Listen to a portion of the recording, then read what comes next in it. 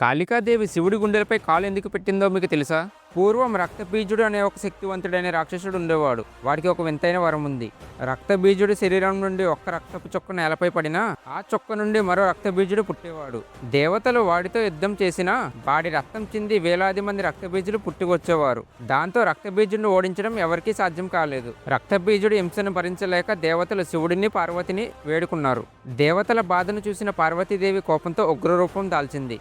ఆ కోపం నుండి పుట్టిన భయంకరమైన రూపమే కాళికాదేవి. కాళికాదేవి ఆయుధాలు పట్టుకుని యుద్ధభూమిలోకి దిగింది. యుద్ధంలో కాళికాదేవి రక్తబీజుడిని గాయపరుస్తున్న కొద్దీ కింద పడిన రక్తం నుండి కొత్త రక్తబీజులు పుడుతూనే ఉన్నారు. అప్పుడు కాళికాదేవి ఒక తెలివైన ఉపాయం ఆలోచించింది. రక్తబీజుడి శరీరం నుండి రక్తం కింద పడకుండా కాళికాదేవి తన నాలుకను చాచి ఆ రక్తపు చుక్కలను తాగడం మొదలుపెట్టింది. ఒక్క రక్తపు చుక్క కూడా నేలపై పడకపోవడంతో కొద్దిసేపటికే రక్తబీజుడు తన శక్తులను కోల్పోయి మరణించాడు. రక్తబీజుడు చనిపోయినా కాళికాదేవి కోపం తగ్గలేదు. కాళికాదేవి ఉగ్ర రూపంతో నృత్యం చేయడంతో భూమి కంపించిపోయింది. కాళికాదేవి ఉగ్ర రూపాన్ని ఎవరూ ఆపలేకపోయారు. అప్పుడు శివుడు కాళికాదేవిని శాంతింపజేయడానికి కాళికాదేవి వెళ్లే దారిలో నేలపై పడుకున్నాడు. ఆవేశంలో ఉన్న కాళికాదేవి గమనించకుండా శివుడిపై అడుగుపెట్టింది. తాను సాక్షాత్తు పరమశివుడిపైనే అడుగు పెట్టానని తెలుసుకుని వెంటనే కాళికాదేవి ఒక్కసారిగా ఆగిపోయింది. పశ్చాత్తాపంతో కాళికాదేవి తన నాలుకను బయటపెట్టింది. కాళికాదేవి శాంతించి తన అసలు రూపానికి వచ్చేసింది. శివుడు అంటే ఇష్టం ఉన్న వాళ్ళు ఓం నమః శివాయ అని కామెంట్ చేయండి. అలాగే లైక్ అండ్ సబ్స్క్రైబ్ చేసుకోండి.